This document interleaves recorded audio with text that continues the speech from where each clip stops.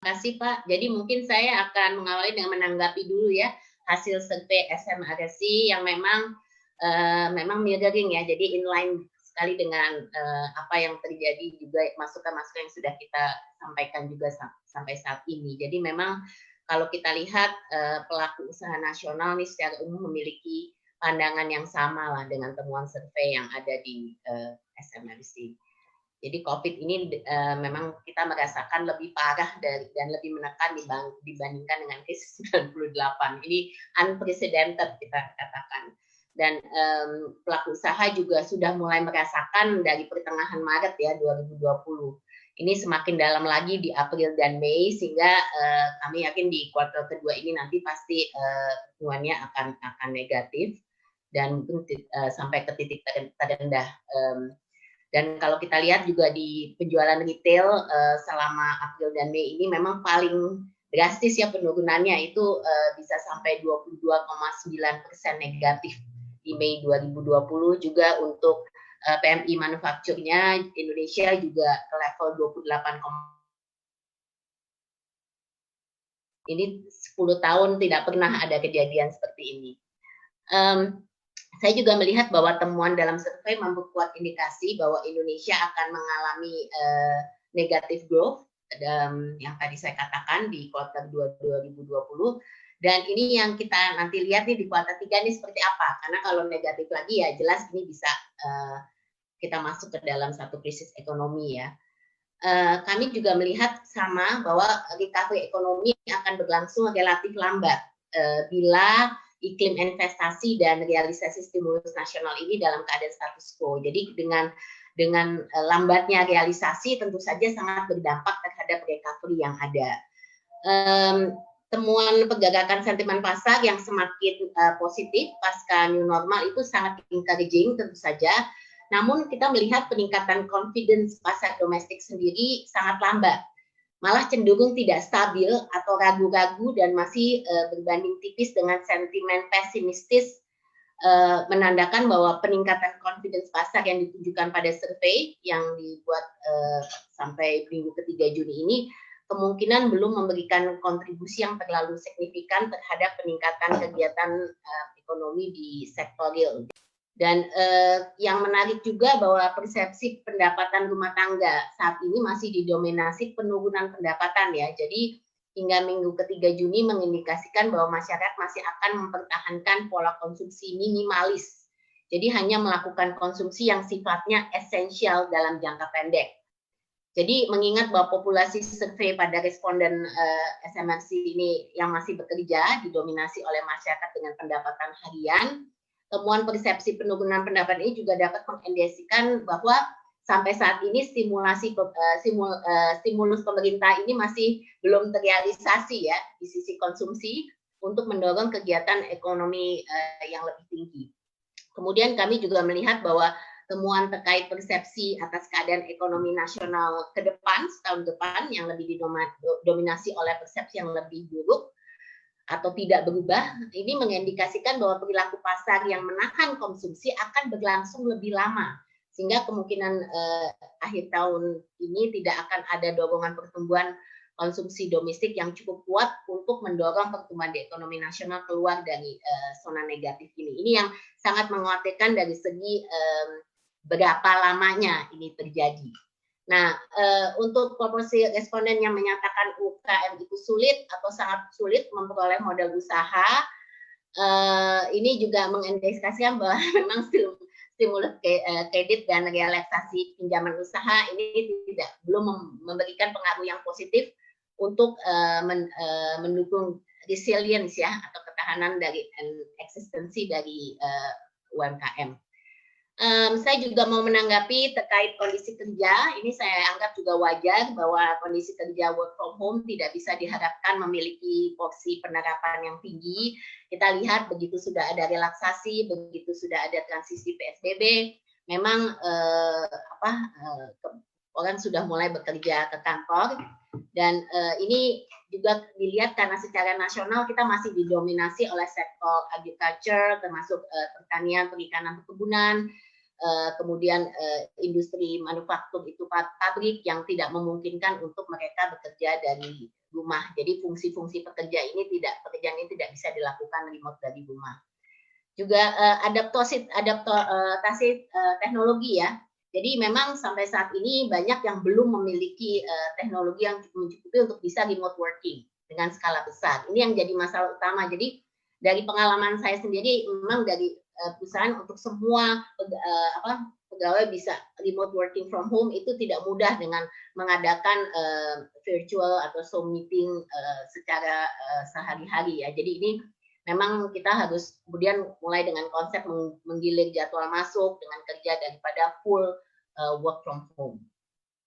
Kemudian yang proporsi warga yang bekerja di luar rumah meningkat, itu saya rasa sangat wajar pasca new normal, karena upaya enforcement terhadap masuk tetap berada di rumah juga dilonggarkan secara drastis pada new normal ini.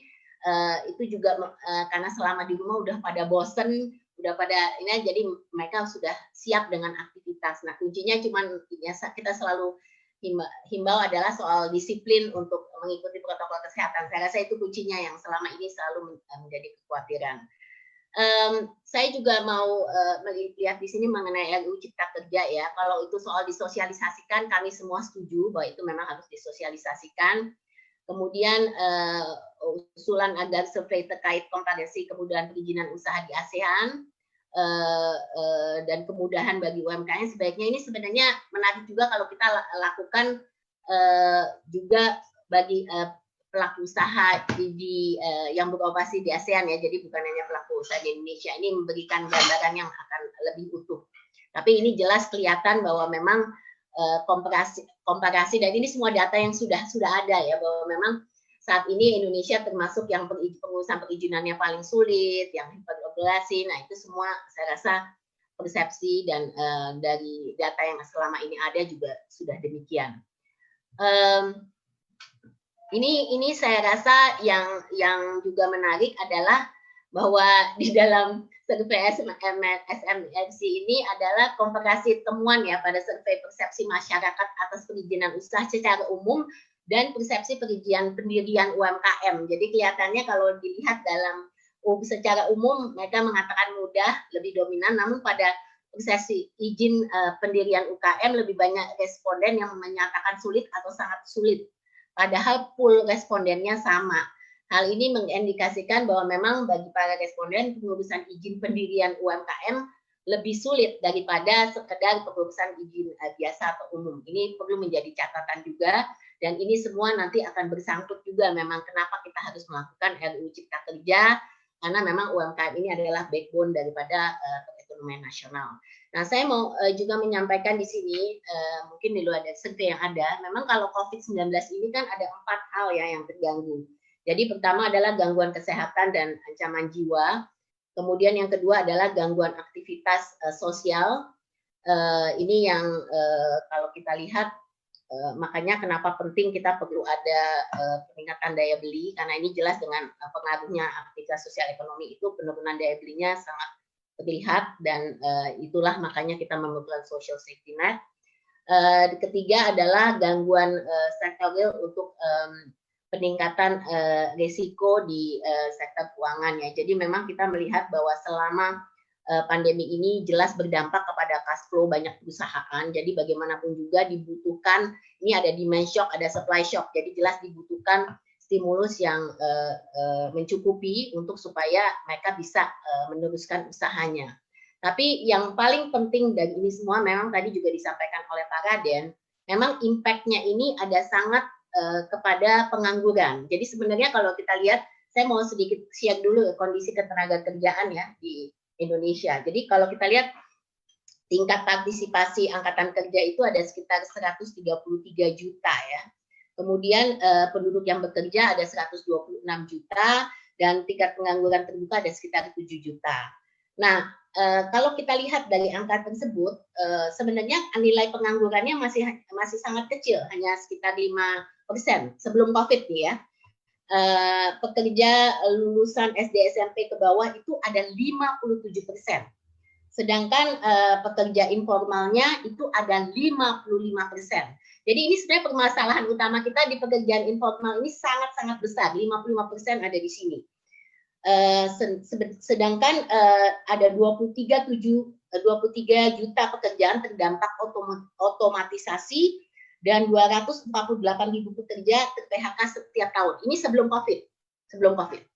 Nah, dengan adanya COVID, tentu saja ini sangat kalau dilihat daripada selama kurun waktu 3 bulan ini, dari data yang kami terima dari asosiasi, itu yang dirumahkan dan di-PHK saja sudah lebih dari 6 juta orang. Walaupun yang resmi terdata di Kementerian Tenaga Kerja di bawah itu ya hampir 2,5-3 juta. Tapi 6 juta lebih itu yang menurut data asosiasi yang kami sudah terima. Dan itu belum termasuk yang pekerja informal. Jadi imagine ini sekarang pekerja informal kita kan sangat-sangat terdampak ya. Jadi banyak yang kehilangan pendapatan dan sangat terdampak. Jadi ini semua memang harus menjadi perhatian. Bagaimana caranya kita bisa memulihkan ini kembali. Kalau kita lihat tadi dari segi stimulus, memang stimulus selama ini memang masih lambat dan itu sudah diketahui. Tapi kita juga mesti melihat bahwa memang supply demand-nya ini memang selain daripada stimulus, kita mesti lihat memang waktu. Jadi memang apapun itu akan membutuhkan waktu. Dan ini tidak mungkin bisa mengabsorb kembali semua pekerja-pekerja yang sudah dirumahkan maupun di PHK gitu.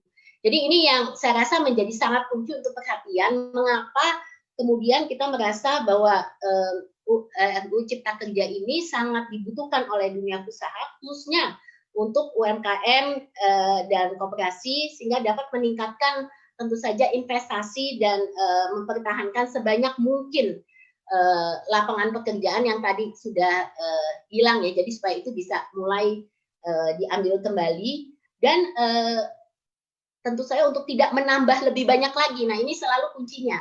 Selalu saya ditanyakan, apakah kalau nanti kita sudah mulai aktivitas ekonomi, stimulus sudah diberikan, kita bisa menggaransi bahwa tidak akan ada lagi yang di PHK, dirumahkan. Ini pertanyaan yang sangat sulit gitu, karena kita juga tidak tahu pada saat nanti demand kembali sampai seberapa jauh kembalinya gitu. Apakah bisa sesuai dengan pra-pandemi? Saya rasa jawabannya akan sulit ya, karena pra-pandemi untuk kembali sebelum pra-pandemi akan membutuhkan waktu yang sangat lama gitu. Jadi ini sekarang salah satu aspek yang sangat penting harus diperhatikan adalah bagaimana caranya kita bisa survive tapi juga recovery cepat yang bisa membantu dari segi penciptaan lapangan pekerjaan ini.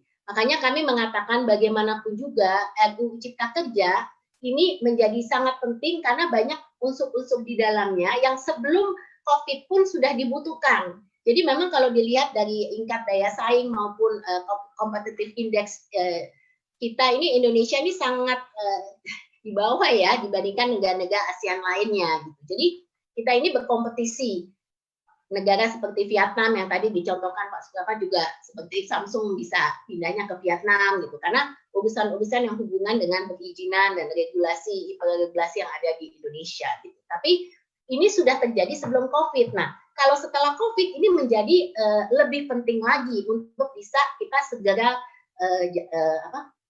jalankan RUU Cipta Kerja ini bisa segera diproses dan diundangkan oleh DPR.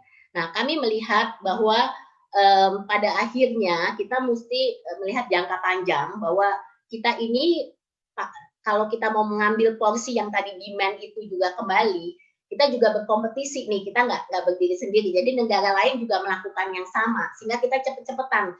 Kenapa nilai angka ease of doing business kita walaupun ada sedikit perbaikan, tapi agak stagnan ya kalau dibandinginnya. Ini karena negara lain lebih cepat. Jadi bukannya kita nggak melakukan reformasi, tapi negara lain jauh lebih cepat. Nah ini yang kami selalu khawatirkan.